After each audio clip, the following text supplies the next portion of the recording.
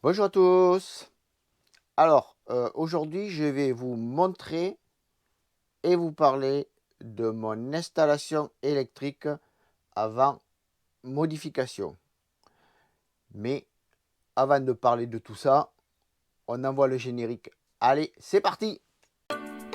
Dans nos vidéos, Nous vous présentons des camping-cars, mais aussi des tutos, nous vous emmenons en balade. et préparons toujours notre projet.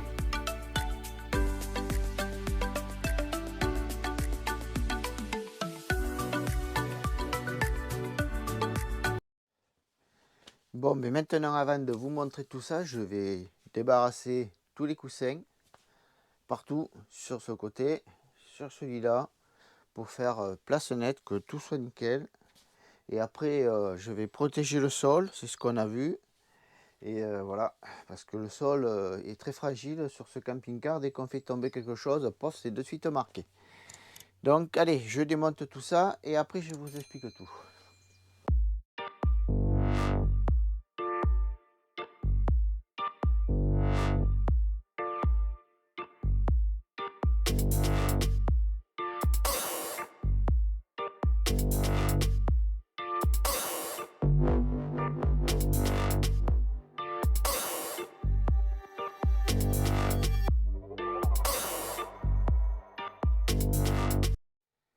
Bon, mais voilà, maintenant j'ai tout enlevé, ça y est. Je vais aussi en profiter pour faire la vidange de mes eaux propres qui se trouvent là-dessous.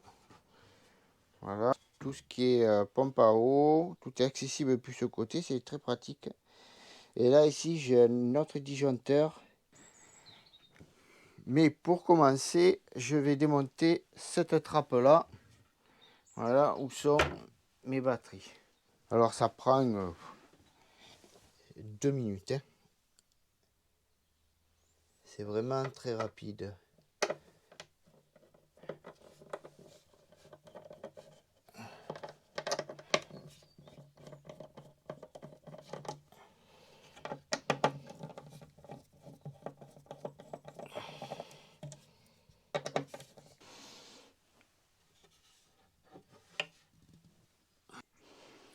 Donc, moi, j'ai deux batteries gel Victron.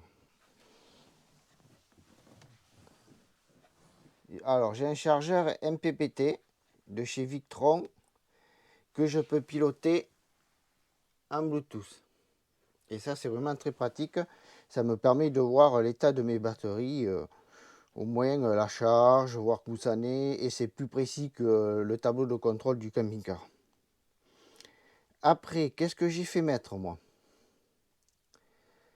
Alors, moi, j'ai fait mettre un chargeur DC-DC qui se trouve ici de 30 ampères.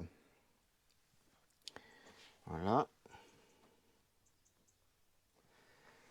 Alors, j'ai fait mettre ça parce que, en fait, mes deux batteries, là, ne ça chargeait pas en roulant. Au contraire, en roulant, je perdais de l'autonomie puisque mon frigo tournait sur le 12 volts. Mais comme les nouveaux modèles Euro 6D, il y a leur fameux boîtier pas très intelligent, moi je dis, et bien ça nous évite, on ne charge pas les batteries en fait. Voilà, le problème c'est que les batteries ne chargent pas en roulant, elles ne chargent que quand on décélère. Donc,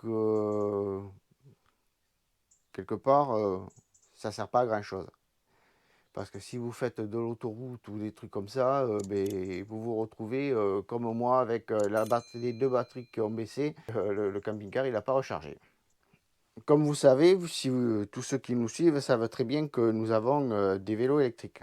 Donc, la problématique pour les vélos électriques, c'est pour les recharger.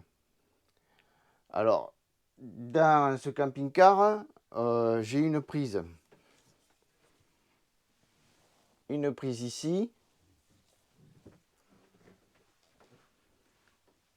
Une prise qui se trouve là. Une autre au-dessus de la cuisine. Alors, qui est très pratique. Ça, on va pas dire le contraire. Franchement, c'est nul. Je vois pas pourquoi ils n'ont pas été mettre cette prise ici. Parce que là, vous avez de la place pour mettre la cafetière et ainsi de suite. Que là, sur ce côté-là, la prise tombe sur la gazinière. C'est génial, c'est très bien étudié.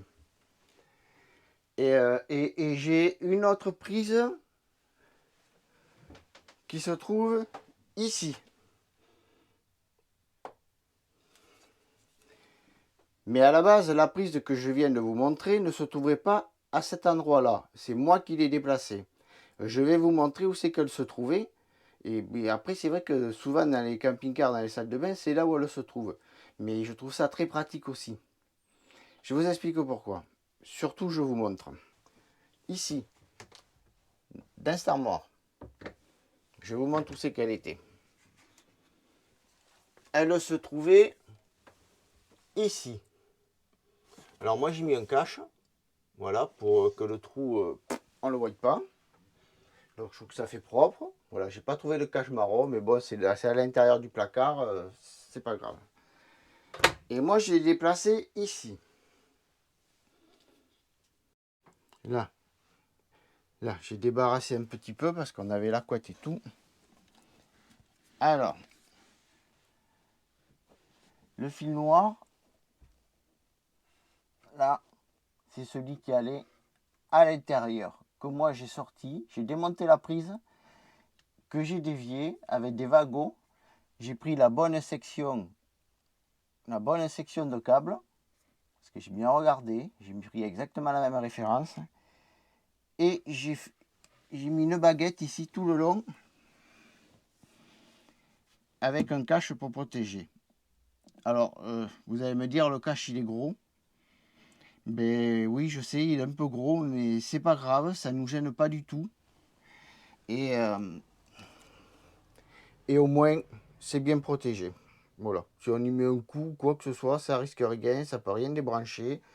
J'ai même mis, je crois, double protection parce que j'ai reprotégé avec un truc rond de prise classique et qu'il y avait déjà. Et en plus, j'ai mis ça. Donc voilà. Mais bon, je préfère un coup, c'est vite fait. Voilà, je préfère ça plutôt que tout s'arrache. Et nous avons également aussi une prise dans la soute. Donc dans ce camping-car, ça nous fait 1, 2, 3, 4, 5 prises en 220. Donc deux qui sont très mal placées, dont une que j'ai déplacée comme je vous ai montré. Mais celle qui est là, voilà, celle qui est ici, j'aimerais bien la déplacer. Seulement ici, c'est un bois un peu, je sais pas, c'est bizarre et j'ai peur de faire une bêtise. Et c'est vrai que ça sert à rien parce qu'à chaque fois je mets une rallonge pour venir ici pour la cafetière. Donc, je sais pas. Je verrai plus tard. Quand ça m'énervera, mais je me lancerai. Hein. Alors là maintenant, je vais vous montrer à la soute.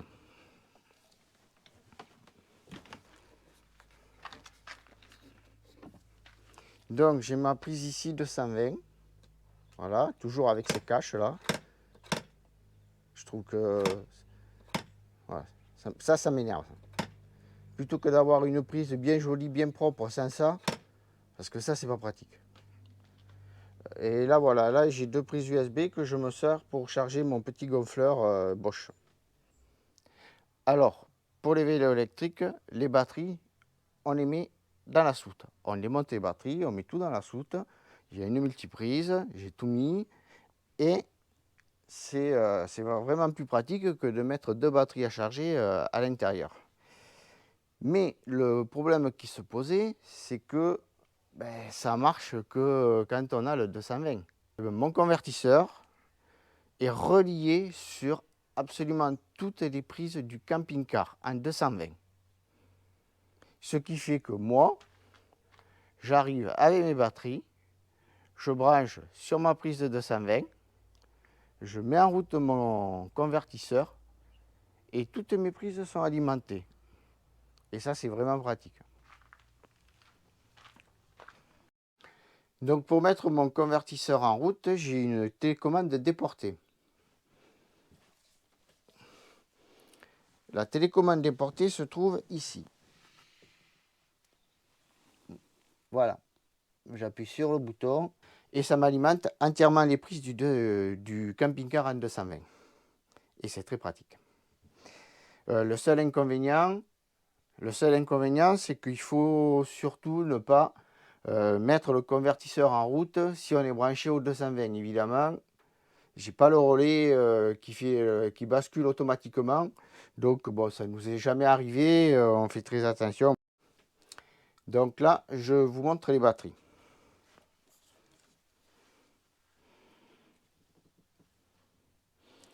Donc sur ce camping-car, j'ai 2 batteries gel Victron. 2 batteries gel Victron de 130 ampères. Donc voilà. Bon, c'est des bonnes batteries, c'est pas le problème, mais voilà. Donc, mais le truc qu'il y a, c'est que j'ai aussi énormément de poids sur ces 2 batteries. En totalité, avec les 2 batteries, j'ai 76 kilos, je crois. Attendez, 3, 6, 8, 8, oui, c'est ça. 76 kilos. Donc, ça fait pas mal. Ça fait même beaucoup trop. Donc là, je vais vous laisser. Et du coup, on se retrouve après la modification de la nouvelle installation. Bon, et bien voilà. Donc là, ça fait quelques jours qui se sont écoulés. Donc, je vais vous montrer ce que j'ai fait installer pour avoir une plus grosse autonomie et voilà, et puis avoir moins de poids aussi parce que du coup, ça fait moins de poids. On a 2 choses bien pratiques. Alors, j'ai fait installer une batterie lithium 200 ampères chez ESA. Voilà. Alors, je vais vous montrer l'installation. C'est une installation qui a été faite par un professionnel, c'est pas moi qui l'ai faite. Je l'ai fait faire par Narbonne Accessoires à Mérignac et ils m'ont fait du bon boulot. Très bon boulot. Allez, ben, je tourne la caméra et je vous montre maintenant. Alors, je ne sais pas si vous vous rappelez, mais si, puisque je l'ai montré juste avant, du coup, c'est quelques jours après. Tout mon compartiment là était plein par les batteries. Voilà, j'avais deux batteries de 130 ampères gel de chez Victron.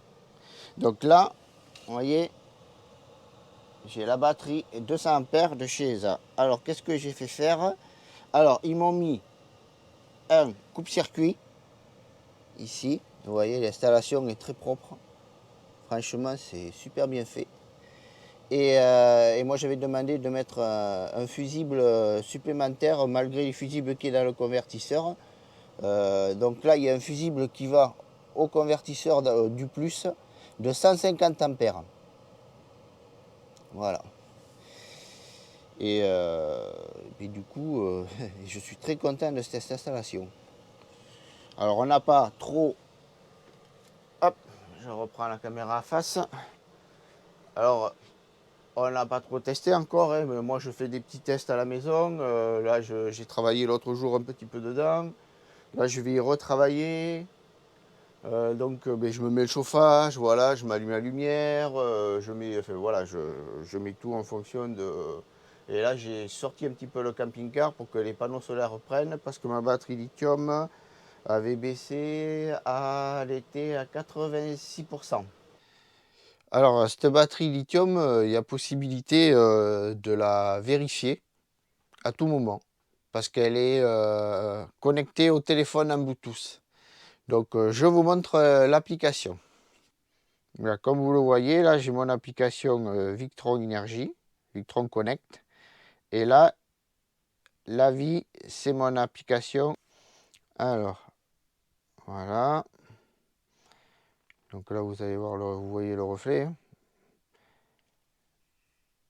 Désolé s'il y a des reflets, je ne peux pas trop faire autrement. Alors, voici mon application.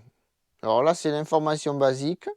Et là, vous avez le pourcentage de la batterie qui est à 94. Et là, vous avez le voltage et là, l'état de votre batterie avec la consommation. Donc là, si on revient sur sur l'autre paramètre, on voit bien que ma batterie est 94%, qu'elle est en tas de décharge, ce qui est normal parce que j'ai la lumière d'allumée, et santé parfaite. Vous voyez, alors j'ai que la lumière d'allumée, voilà ce qu'il y a qui fonctionne. Ici, vous avez la température de la batterie, et là, vous avez le nombre de cycles. Il faut savoir que je crois que c'est 2500 cycles. Donc, eh bien, écoutez, j'espère que cette vidéo pourra vous aider. Tuto pas trop, hein, puisque c'est pas moi qui l'ai fait. Que l'électricité dans le camping-car, c'est quand même à part.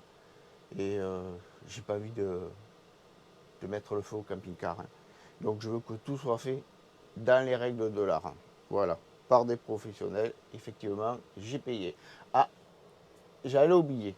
Combien j'ai payé? Alors, à 2550 euros. Voilà la somme que j'ai payée. Voilà. Bon, mais j'espère que cette vidéo vous a plu, qu'elle vous aura servi, du moins, au moins pour le prix, au moins vous êtes au courant. Voilà. Et abonnez-vous, likez, laissez-nous des messages. Et ben, je vous dis à la prochaine vidéo. Allez, bye bye.